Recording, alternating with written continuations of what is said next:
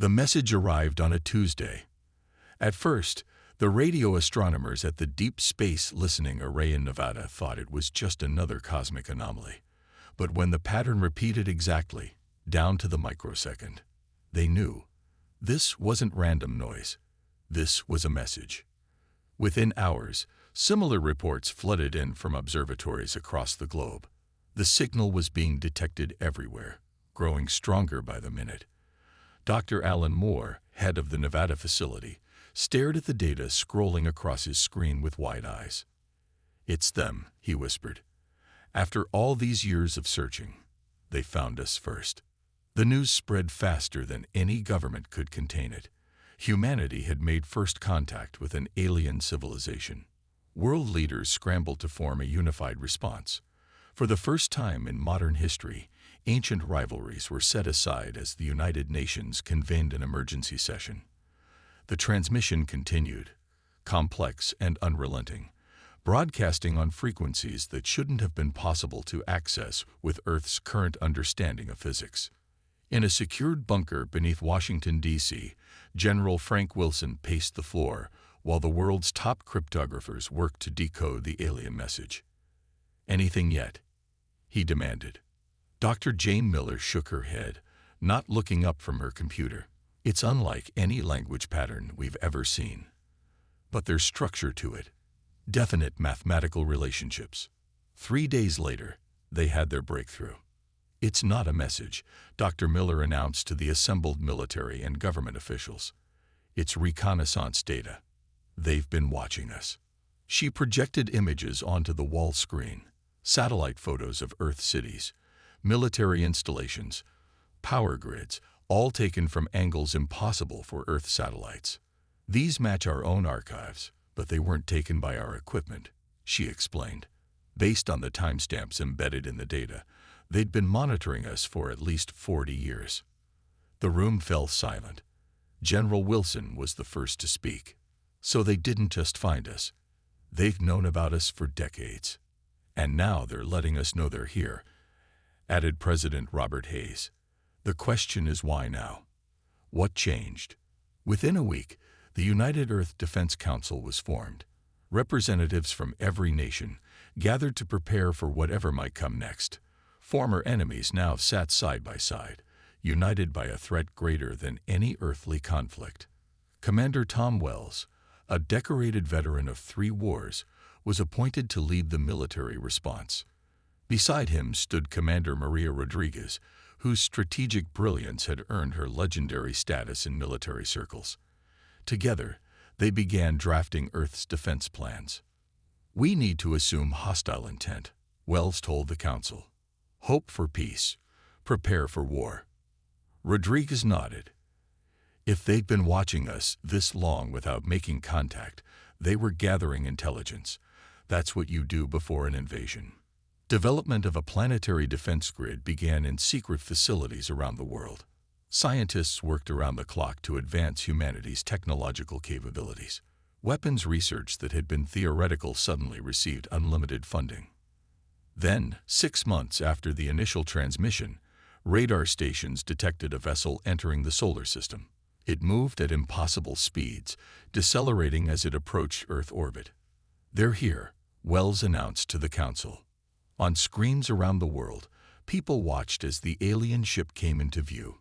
It was massive, dwarfing the International Space Station, and unlike anything humans had imagined. Not the sleek flying saucers of science fiction, but an asymmetrical construct of metal and light that seemed to bend the space around it. President Hayes addressed a terrified world from the Oval Office. "Today, humanity stands at the threshold of a new era. We are not alone in the universe. And whatever comes next, we will face it together." As the alien ship settled into orbit, humanity held its breath and waited. The alien delegation arrived in 3 sleek shuttles that descended upon the United Nations headquarters in New York. Crowds gathered behind barricades, a mix of fear and wonder on their faces as the vessels touched down with barely a sound. Ambassador Krell emerged first. He, if such terms even applied, stood 7 feet tall with iridescent blue skin that seemed to shimmer under Earth's sunlight. His 4 eyes blinked independently as he surveyed the human welcoming committee. "We bring greetings from the collective," Krell announced, his voice translated through a device at his throat. "We come in peace and friendship, to share knowledge with our cosmic neighbors." The world watched as President Hayes shook the alien's 3-fingered hand. It was a historic moment, humanity's official introduction to the galactic community. Over the following weeks, the aliens presented gifts of technology. Medical devices that could diagnose diseases instantly, energy converters that produced clean power, cultural databases containing art and music from a dozen alien civilizations. A gesture of goodwill, Krell explained at a global press conference, the first step toward Earth joining our interstellar alliance. But in a secured lab beneath Denver, Dr. Bill Taylor made a disturbing discovery. The medical scanner contains more than just diagnostic tools, he reported to General Wilson. There's a secondary system that's mapping human biology down to the cellular level and transmitting the data somewhere. Similar findings came in about other alien gifts. Each contained hidden surveillance capabilities, gathering information about Earth's infrastructure, biology, and technology. James Foster, a data analyst with the UEDC, worked through sleepless nights correlating astronomical data with the aliens' star charts. What he found sent chills down his spine. "They've done this before," Foster explained to Commanders Wells and Rodriguez. "I've identified 12 star systems where the collective made contact. In each case, they followed the same pattern: peaceful first contact, technology exchange, cultural integration. And then?" Rodriguez asked, though she suspected the answer. Foster projected a series of images onto the wall. Star systems before and after collective contact. The after images showed mining operations, massive space stations, planets transformed. Then they take over. Completely. The native species either becomes subservient or disappears entirely. And Earth is next, Wells concluded. While the public embraced the aliens, the UEDC accelerated its defensive preparations. Scientists worked in hidden facilities, reverse engineering the alien technology, finding its weaknesses. Dr. Peter Grant led a team studying the alien propulsion system. "They're using a form of gravitic manipulation we never considered," he explained to the council. "But now that we see it, we can replicate it, maybe even improve on it." Meanwhile, Ambassador Krell expanded the alien presence on Earth. Cultural centers opened in major cities. Exchange programs sent select humans to tour an alien space station, carefully controlled visits designed to showcase benevolence. "Your species has such potential," Krell told President Hayes during a private dinner. "With our guidance, you could advance centuries in mere decades." What Krell didn't know was that Hayes wore a sophisticated recording device. The president's next words were carefully chosen. "And what happens to civilizations that prefer to advance on their own terms?" A subtle shift crossed Krell's features, so quick it was almost imperceptible. "All who join the collective do so willingly," he replied smoothly. "Though isolation in this galaxy can be dangerous." That night, Hayes met with the UEDC leadership. "It was a threat," the president said, clear as day. "We need more time," Commander Rodriguez urged. "Our defense systems aren't ready." "Then we play along," Wells decided. "Make them think we're the eager, grateful primitives they expect." As human leaders publicly embraced the alien alliance, underground factories began producing weapons designed to penetrate alien shields. Orbital platforms disguised as communication satellites were positioned. Military personnel trained in secret for space combat. The false peace continued, a deadly game of pretend, while both sides prepared for what would come next. The explosion lit up the lunar surface like a sudden sunrise. The New Horizon Research Base, humanity's largest off-world installation, erupted in a blinding flash that was visible even from Earth. 47 researchers and technicians died in an instant. News channels broadcast the disaster live as debris scattered across the Mare Tranquillitatis. Earth watched in horror as the base, a symbol of human achievement, became a smoking crater. 3 hours later, Ambassador Krell requested an emergency meeting with President Hayes. A terrible accident, the alien representative stated, his 4 eyes downcast in what appeared to be a gesture of remorse. One of our supply vessels experienced a catastrophic navigation system failure. We extend our deepest regrets for this tragedy. Commander Tom Wells stood at the back of the Oval Office, his face a mask of stone. Among the dead was his daughter, Dr. Emma Wells, a brilliant physicist who had been studying lunar geology. We understand that accidents happen, President Hayes replied diplomatically, though his knuckles were white where he gripped his desk. We appreciate your prompt explanation. But later that night, in the UEDC's Secure Command Center, the truth emerged. This was no accident, said Lieutenant Alex Morgan, pushing forward a tablet. Our deep space monitoring station caught this transmission between the alien vessel and their mothership. The translated message was brutally clear. Target neutralized. Human response capabilities assessed. Proceeding to Phase 2. Commander Rodriguez slammed her fist against the table. They did this deliberately. They wanted to see how we'd react to an attack. Wells stared at the message, his grief hardening into resolve. And we showed them exactly what they expected. Passive acceptance. It buys us more time, General Wilson reminded them. Every day they think we're pushovers is another day we strengthen our position. The public narrative remained one of tragic accident. Earth's governments officially accepted the alien apology. Memorial services were held. Life continued. But beneath the surface, everything changed. Project Prometheus moved from theoretical to active status. In a hardened facility buried deep in the Rocky Mountains, Dr. Lisa Cooper led a team working on what many considered impossible, weapons capable of penetrating the aliens' advanced shielding. The key was in the frequency modulation, she explained to the UEDC leadership. Their shields operate on a predictable pattern. If we time our strikes precisely between pulses, we can hurt them. Wells finished, his eyes gleaming with cold determination. The first successful test came 3 weeks after the accident. A prototype energy cannon fired at a captured piece of alien hull material. The beam sliced through it like paper. Meanwhile, humanity's first faster-than-light drive underwent testing in a secret facility beneath the Pacific Ocean.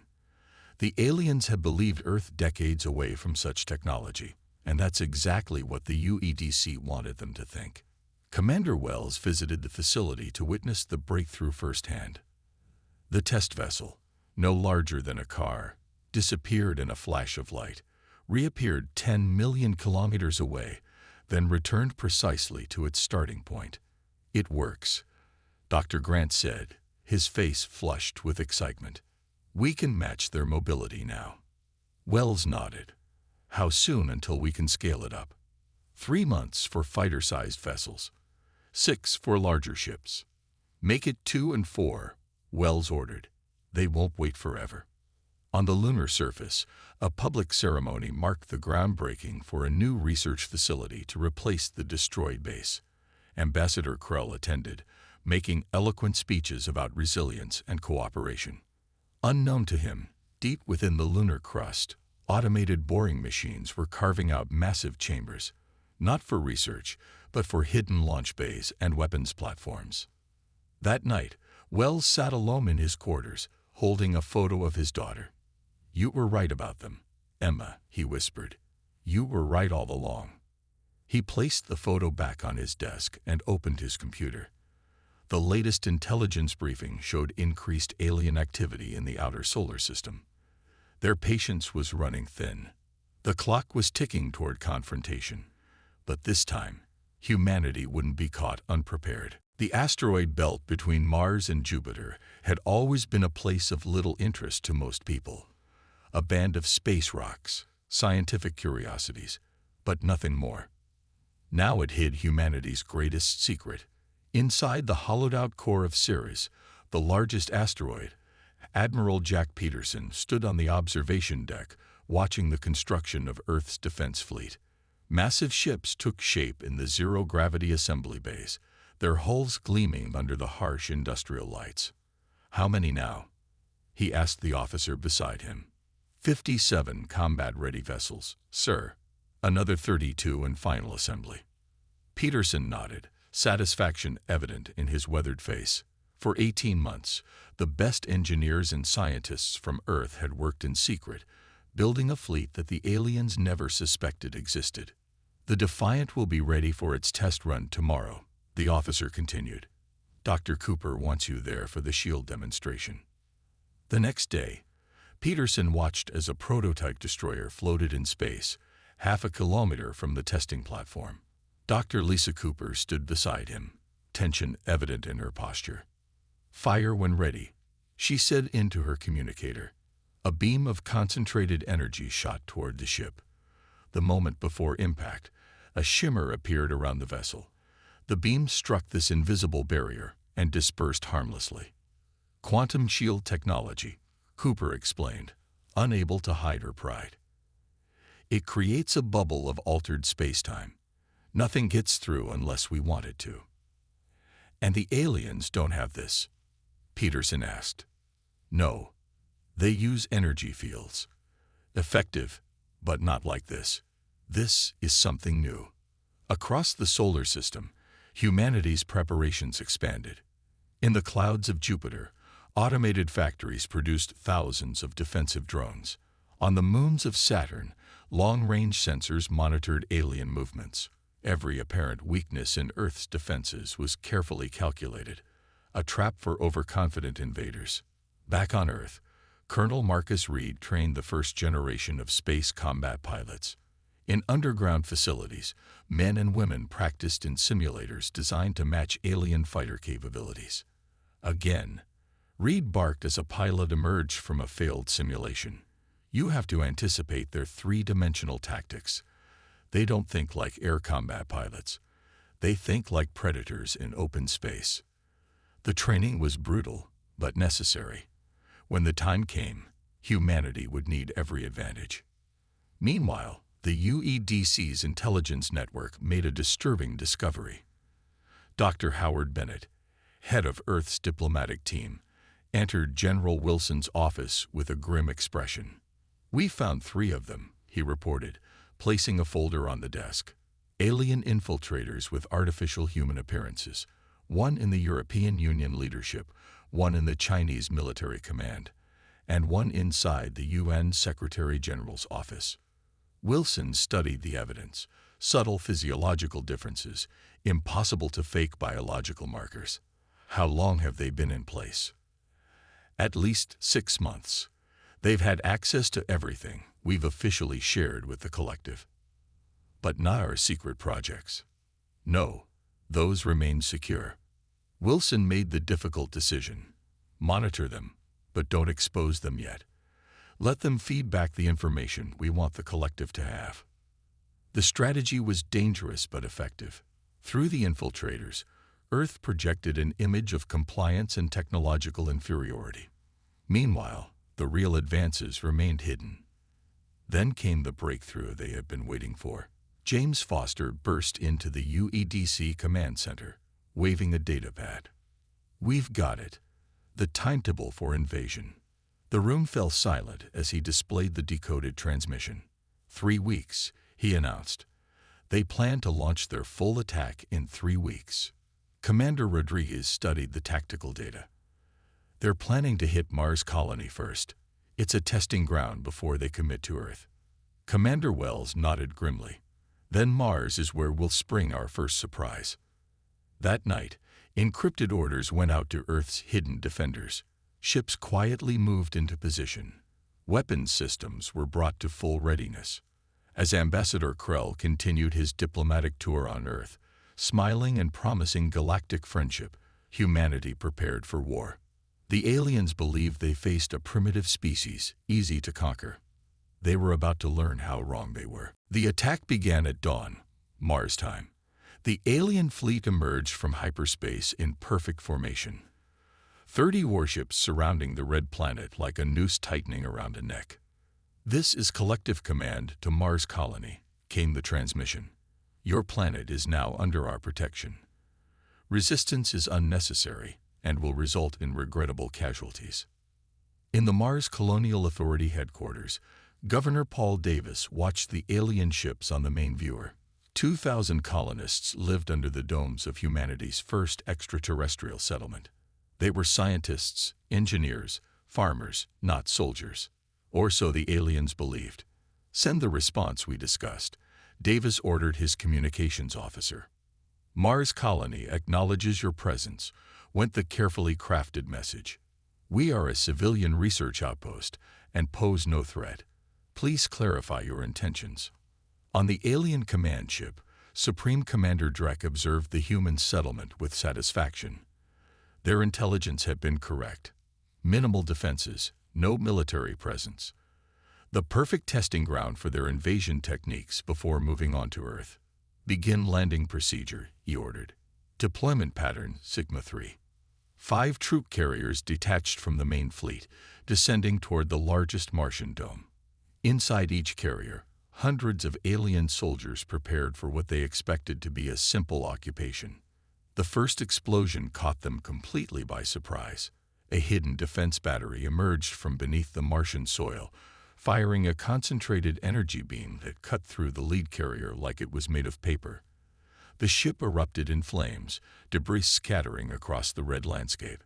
"What is happening?" Drek demanded as alarms blared across his command deck.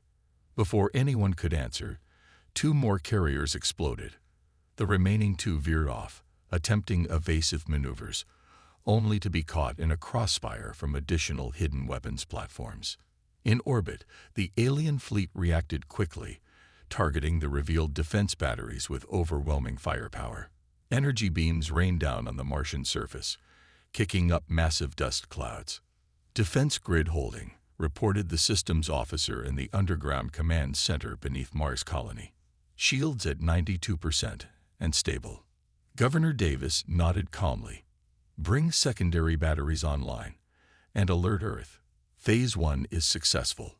The alien fleet, expecting easy victory, now found itself engaged with an enemy far more capable than intelligence had suggested. Additional defense platforms emerged from hiding places across the Martian surface and from orbit, where they had been disguised as debris or small asteroids. Commander Drek watched in growing alarm as 3 of his support ships reported critical damage. "How is this possible?" he demanded. "Their technology should be decades behind ours." In Earth orbit, Ambassador Krell was summoned to an emergency meeting at the United Nations. He arrived to find the General Assembly Hall packed with world leaders and military officials. "Explain your fleet's unprovoked attack on our Mars colony," President Hayes demanded, his voice cold. Krell's outer composure remained intact, though his inner eyelids flickered with anxiety. There must be some misunderstanding. The collective would never. His words were cut off as the main screen activated, showing live footage of the battle at Mars. The alien ships were visibly damaged, struggling against defenses they had never anticipated. "No misunderstanding, Ambassador," Hayes stated. "Your invasion force found something they didn't expect. We were ready for them." On Mars, the tide had fully turned. The remaining alien vessels attempted to retreat, only to discover a new problem. Their hyperspace drives weren't functioning. "Interdiction field active," reported a technician in the Mars Command Center. "They're not going anywhere." Commander Drek faced the unthinkable, defeat at the hands of what should have been an inferior enemy. He opened a channel to the Mars colony. "This was merely a training exercise," he claimed desperately. "We meant no actual harm." Governor Davis allowed himself a small smile before responding. "Commander, you should know something. What you've encountered today represents only a fraction of Earth's true defensive capabilities. This was our warning shot." As the alien fleet hung crippled in Martian orbit, a message went out across all frequencies, directed not just at the invaders, but at the entire collective leadership. "We are just getting started." The United Nations General Assembly Hall had never been so full. World leaders sat shoulder to shoulder while billions watched the live broadcast across every screen on Earth. The atmosphere crackled with tension as President Daniel Gray approached the podium. Behind him stood a unified front of military leaders, scientists, and diplomats from every nation. Commander Wells and Commander Rodriguez flanked him like sentinels, their faces set with determination. In the diplomatic section, Ambassador Krell sat surrounded by his staff, his blue skin now pale with barely concealed anxiety. Today, President Gray began, his voice steady and clear. Humanity speaks with one voice to the galaxy. The cameras broadcasting this moment weren't just Earth's. Special transmitters ensured the message would reach across light years to the homeworlds of the collective and beyond. For decades, we have been observed. For months, we have been deceived. Yesterday, we were attacked. Gray's eyes hardened as he looked directly at Krell. Today, we respond. A holographic display activated above the assembly floor, showing the defeated alien fleet in Mars orbit. What the collective encountered at Mars was not our main defense force. It was merely our advance guard, our first line, a test of our own. The hologram shifted to show Earth from orbit. At Gray's signal, Dr. Lisa Cooper activated a remote command. The planet's surface seemed to ripple as thousands of hidden installations revealed themselves simultaneously. Defense platforms emerged from oceans. Mountain ranges split open to reveal missile arrays.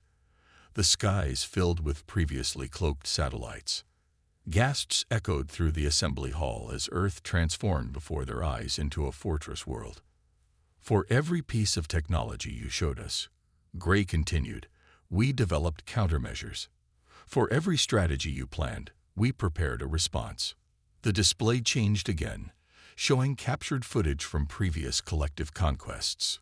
Peaceful worlds transformed into mining colonies, indigenous species reduced to servitude or extinction. We know what happened to the Proxima Centauri civilization, and to the Ta City Alliance, and to the 12 other worlds your peaceful collective has conquered. Ambassador Krell rose to his feet. These are fabrications. The collective brings progress and... Sit down, Ambassador. Commander Wells interrupted coldly. Your deception is over. The hologram now displayed intercepted communications between collective leadership, discussing Earth's resources and strategic value. The timestamp showed they were from before first contact. You never came in peace, President Gray stated. You came to assess, infiltrate, and conquer. But humanity has a message for you and any other species with similar intentions. The hologram changed one final time, revealing Earth's hidden fleet emerging from the asteroid belt. Hundreds of warships, gleaming and powerful, took formation around Mars. The Sol system is sovereign territory. Earth and all its colonies are under our protection. We do not seek conflict, but we are prepared for it. Any act of aggression against humanity will be met with overwhelming force. Gray's voice carried across the silent chamber. We've studied your playbook. We've prepared for centuries. We're ready and waiting. He paused, letting the words sink in. But we also offer an alternative. Real peace. True cooperation. Equal standing. Not as conquerors and conquered, but as genuine galactic neighbors. The President gestured to a document on the podium. We have prepared a treaty of mutual respect and non-aggression. It recognizes the sovereignty of all intelligent species and establishes protocols for peaceful interaction. Ambassador Krell stared at the document, then at the display of Earth's military might, clearly calculating his options. The choice is yours, Ambassador, Gray concluded. Sign the treaty as equals, or leave our system and never return. You have 24 hours to consult your leadership. As the session ended, Commander Rodriguez approached Wells. Do you think they'll sign? She asked quietly. Wells watched Krell's retreating form. They'll sign. They're bullies, and bullies always back down when someone stands up to them. Outside the United Nations, crowds had gathered in celebration. The secret was out. Humanity had not been passive or naive. They had been preparing, uniting, becoming stronger than anyone suspected. For the first time since the aliens arrived, people looked up at the stars not with fear, but with pride. Humanity had claimed its place in the galaxy. The alien mothership broke orbit at exactly 600 hours Earth time.